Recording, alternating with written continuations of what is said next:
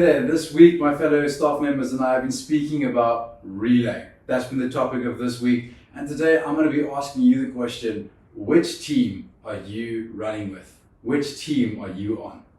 It's that time of the year when, man, you've given everything of yourself. You are burnt out, tired, not in the mood anymore. And all you can think of is, man, I can't wait to go on holiday. I can't wait to go on that trip and just relax. Because, man, I have given everything I possibly can. I have given everything of my own strength. There is nothing more of me to give. And let me tell you, you are 100% correct. Because you're not supposed to be giving 100% of your strength. You're not supposed to be doing everything in your own strength. Doing everything in your own strength and by yourself is like saying you are going to run a relay race by yourself. You are going to be on a one-man team. You are going to be by yourself. When in reality, we have a team. We have a teammate. That teammate is God. We are part of a kingdom team. And I say that because in Romans 8 verse 11, it says, "And if the spirit of him who raised Jesus from the dead is living in you, he who raised Christ from the dead will also give life to your mortal bodies because of his spirit who lives in you." His spirit lives inside of you. Jesus is the spirit. Him himself dwells in your heart. He dwells inside of you. That qualifies us to be a part of his team.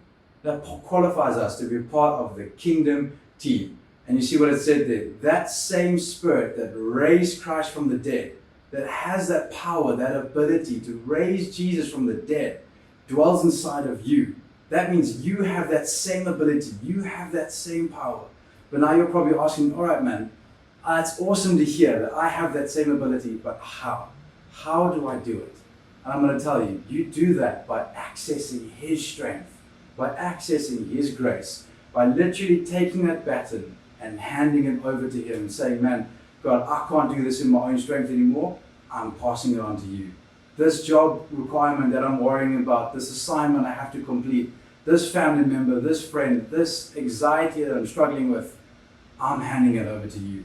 I'm handing it over to your strength. I'm passing the baton on to you.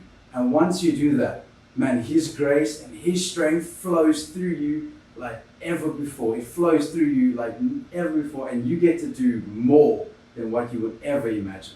You would be able to do things that you thought you would never be able to do because of his grace, because of his strength. Like it says in Philippians 4 verse 13, it says, "I can do all things through him who gives me strength." Not I can do this thing, or I can do that thing, or I can only do these little things. No, that scripture says, I can do all things through him who strengthens me. He will strengthen you, and he will give you the strength to finish this race, to finish the year off strong, to finish the year off better than what you could in your own strength. So remember, don't try and do everything in your own strength. Don't try and do everything by yourself. Because you are not on a one-man team. You are on the kingdom team. You are on God's team. So always remember, you are highly favored and deeply loved.